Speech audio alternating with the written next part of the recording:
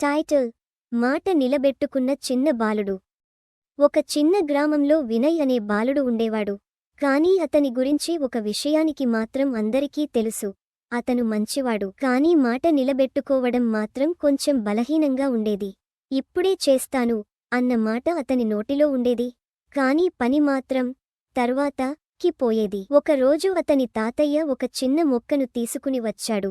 ఆ మొక్క సాధారణంగా కనిపించినా వినయ్ జీవితాన్ని మార్చే పరీక్షగా మారబోతోందని అతనికి తెలియదు.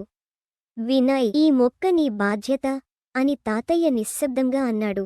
వినయ్ వెంటనే ఉత్సాహంగా, ఖచ్చితంగా తాతయ్య, నేను చూసుకుంటాను అని మాట ఇచ్చాడు. మొదటి 2 రోజులు అద్భుతం. వినయ్ ఉదయం లేచి నీళ్లు పోశాడు, మట్టిని సర్దాడు. మొక్క కూడా చిరునవ్వు చిందిస్తున్నట్టు కనిపించింది. కానీ 3వ రోజు వచ్చింది. స్నేహితుల పిలుపు, ఆటల మజా. వినయ్ దృష్టి మళ్ళింది. ఒక్కరోజు ఏమవుతుంది అని అనుకున్నాడు. ఒక్కరోజు, 2 రోజులు, 3 రోజులు. కొన్ని రోజుల తర్వాత తాతయ్య ఆ మొక్కను చూసి ఒక్కసారిగా ఆగిపోయాడు. పచ్చగా ఉండాల్సిన మొక్క ఇప్పుడు వాడిపోయి నిస్సహాయంగా నిలిచింది.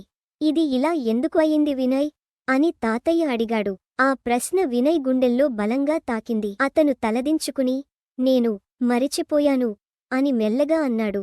తాతయ్య కోపపడలేదు, కానీ అతని మాటలు మాత్రం గుండెను తాకాయి. మాట ఇవ్వడం చాలా సులభం, కానీ ఆ మాట నిలబెట్టుకోవడం మన విలువను నిర్ణయిస్తుంది.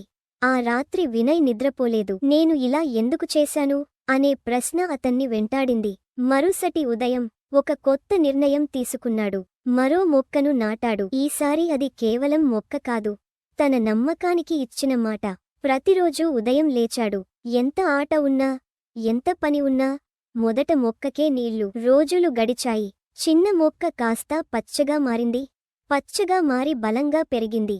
బలంగా పెరిగి ఒక అందమైన చెట్టుగా మారింది. ఒకరోజు గ్రామంలోని పిల్లలంతా ఆ చెట్టు కింద కూర్చుని నవ్వుతూ ఆడుకుంటున్నారు.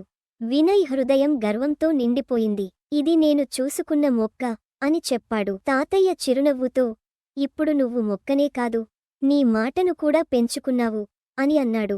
ఆ రోజు నుంచి వినయ్ మారిపోయాడు. ఇప్పుడు అతను మాట ఇస్తే అది పూర్తయ్యేదాకా ఆగడు.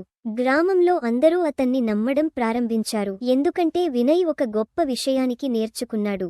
మన మాట నిలబెట్టుకుంటేనే మనకు గౌరవం వస్తుంది, లేదంటే మాటలు కేవలం శబ్దాలే. నీతి: మాట ఇచ్చినప్పుడు దాన్ని తప్పకుండా నిలబెట్టుకోవాలి. పిల్లలు, మీకు ఈ కథ నచ్చిందా?